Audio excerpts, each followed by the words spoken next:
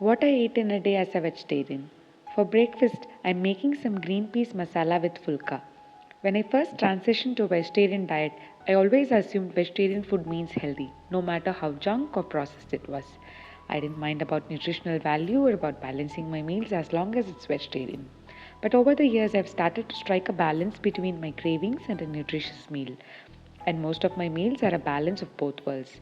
And as a South Indian, I'm pretty proud of how the pulka turned out. I refilled my atta containers and done with my morning routine. For lunch, I made a typical South Indian meal. I'm used to cooking rice in an open flame. And for dal, I'm using the native moong dal, which is smaller and a lot tastier than the regular ones. I did some basic tempering to it. I didn't have ghee, so I used sesame oil, which is as good as ghee with dals. I'm making some ivy gourd roast with basic salt and chili powder. And I'm making some rich gourd with milk, which is one of my childhood favorites. And I'm not letting the peels go to waste because it can be turned into a yummy togayal.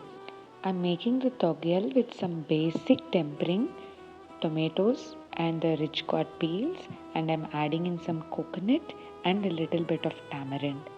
Now grind it with a little bit of water and the togayal is good to serve. That's a wholesome meal for our Lordship Sri Sri Radha Madhava.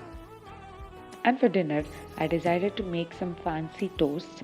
I made a green peas hummus. I just boiled some green peas and ground it with some mint, pepper, lime juice, black salt, and sesame seeds instead of tahini. And it was super yum.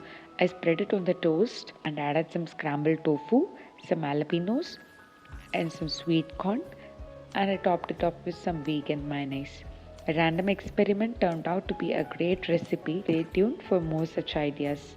Hare Krishna.